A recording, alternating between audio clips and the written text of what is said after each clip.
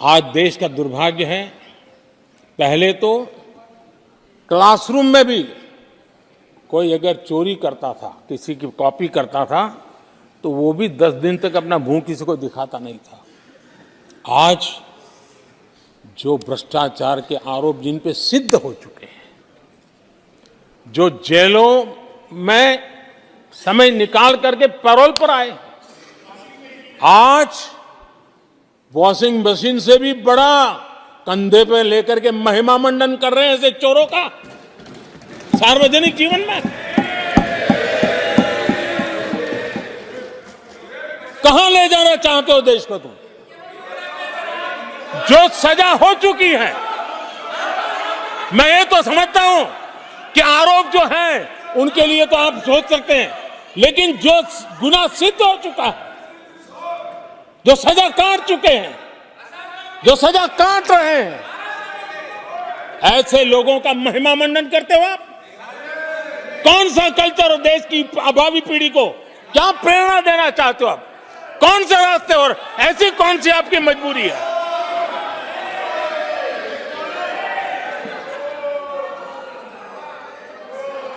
और ऐसे लोगों का महिमा मंडन किया जा रहा है, उनको महान बताया जा रहा है। जहां संविधान का राज है, जहां लोकतंत्र है, माननीय अध्यक्ष जी, ऐसी बातें लंबी नहीं चल सकती हैं। ये लोग लिख करके रखें, ये जो महिमा मंडन का काम चल रहा है उनका, वो अपने ही खात्मे की चिट्ठी पे सिग्नेचर कर रहे हैं लोग।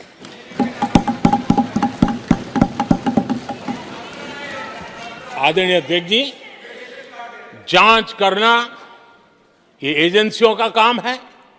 एजेंसियां स्वतंत्र होती हैं और संविधान ने उनको स्वतंत्र रखा हुआ है, और जज करने का काम न्यायाधीश का है। जज करने का काम न्यायाधीश का है और वो अपना काम कर रहे हैं। और अध्यक्ष जी, मैं इस पवित्र सदन में फिर से दोहराना चाहूंगा, जिसको जितना जुल्म मुझ पर करना है कर ले, मेरी भ्रष्टाचार के खिलाफ लड़ाई चलती रहेगी। जिसने देश को लूटा है उनको लौटाना पड़ेगा, जिन्होंने देश को लूटा है उनको लौटाना पड़ेगा। ये मैं देश को इस सदन की पवित्र जगह से वादा करता हूं। जिसको जो आरोप लगाना है लगा लें, लेकिन देश को लूटने नहीं दिया जाएगा, और जो लूटा है वो लौटाना पड़ेगा। आदरणीय अध्यक्ष जी, देश सुरक्षा और शांति का एहसास कर रहा है। पिछले 10 वर्ष की तुलना में सुरक्षा के क्षेत्र में देश आज वाकई सशक्त हुआ है। आतंकवाद, नक्सलवाद एक छोटे दायरे में अब सिमटा हुआ है।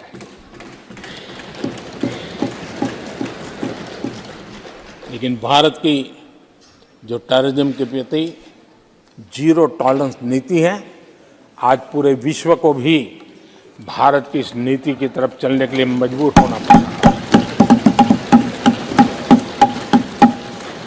भारत की सेनाएं सीमाओं से लेकर के समंदर तक अपने सामर्थ्य को लेकर के आज भी उसकी ताकत है। हमें हमारी सेना के पराक्रम पर गर्व होना चाहिए।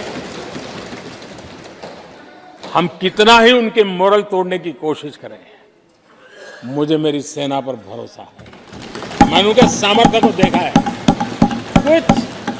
कुछ राजनेता सेना के लिए हल्के फुल्के शब्द बोल दें, इससे मेरे देश की सेना डिमोरलाइज होगी। ये सपनों में कोई रहते तो निकल जाए।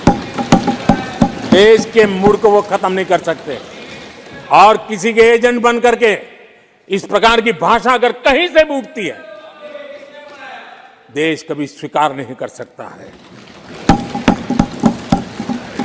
और जो खुलेआम देश में अलग देश बनाने की वकालत करते हैं,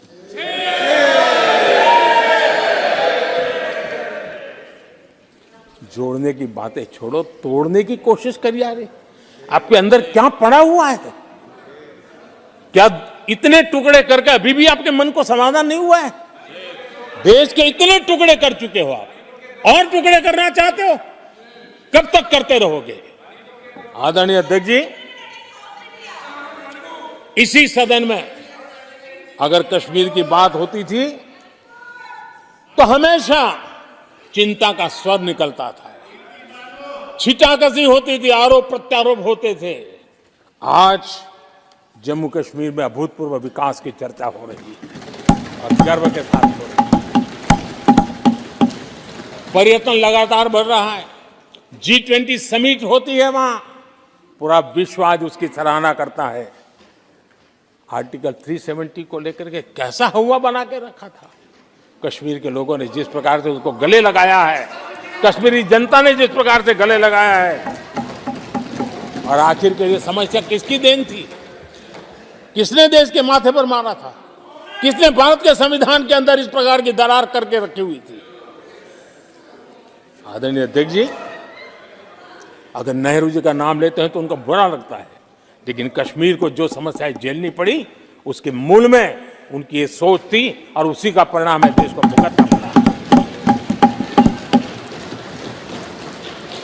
जम्मू कश्मीर के लोगों को, देश के लोगों को नेहरू जी की गलतियों का बहुत बड़ी कीमत चुकानी पड़ी है। आदरणीय अध्यक्ष जी,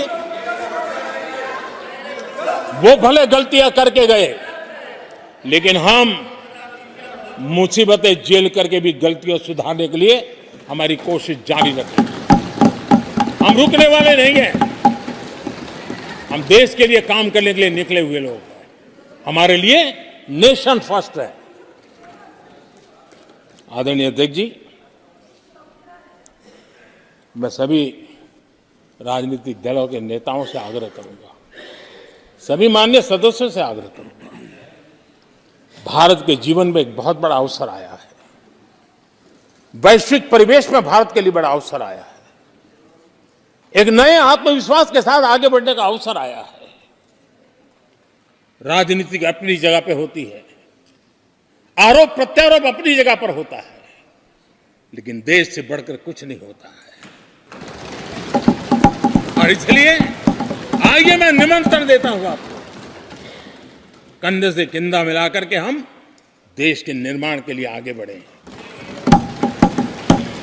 राजनीति में किसी भी जगह पर रहते हुए भी राष्ट्र निर्माण में आगे बढ़ने में कोई रुकावट नहीं आती। अब इस राह को मत छोड़िए। मैं आपका साथ मांग रहा हूं, मां भारती के कल्याण के लिए साथ मांग रहा हूं। मैं विश्व के अंदर जो अवसर आया है उस अवसर को बुलाने के लिए आपका साथ मांगता हूं। मैं आपका सहयोग चाहता हूं 140 करोड़ देशवासियों की जिंदगी को और समृद्ध बनाने के लिए और सुखी बनाने के लिए। लेकिन अगर आप साथ नहीं दे सकते हैं और अगर आपका हाथ ईंटें फेंकने पर ही तुला हुआ है, तो आप लिख करके रखिए, आपकी हर ईंट को मैं विकसित भारत की नींव मजबूत करने के लिए लगाऊंगा। आपके हर पत्थर को मैं विकसित भारत के जो सपनों को लेकर के आप चले उसकी नींव मजबूत करने के लिए मैं लगाऊंगा और देश को हम उस समृद्धि की ओर लेके जाएंगे। जितने पत्थर उछाल लीजिए, आपका हर पत्थर भारत के समृद्ध, भारत के विकसित भारत के सपने को समृद्ध बनाने के लिए हर पत्थर को मैं काम में ले लूंगा। ये भी मैं आपको विश्वास दिलाता हूं। आदरणीय अध्यक्ष जी, मैं जानता हूं साथियों की तकलीफें मैं जानता हूं, लेकिन वो जो कुछ भी बोलते हैं मैं दुखी नहीं होता और दुखी होना भी नहीं चाहिए, क्योंकि मैं जानता हूं ये नामदार है, हम कामदार हैं। और हम कामदारों को तो नामदारों से सुनना ही पड़ता है। ये तो नामदार कुछ भी कहते रहें, कुछ भी कहने का उनको तो जन्मजात अधिकार मिले हुए हैं, और हम कामदारों को सुनना होता है। हम सुनते भी रहेंगे और देश को सहेजते भी रहेंगे, देश को आगे बढ़ाते रहेंगे। आदरणीय अध्यक्ष जी, आपने मुझे इस पवित्र सदन में आदरणीय राष्ट्रपति जी के उद्बोधन को समर्थन करने के लिए बोलने का अवसर दिया।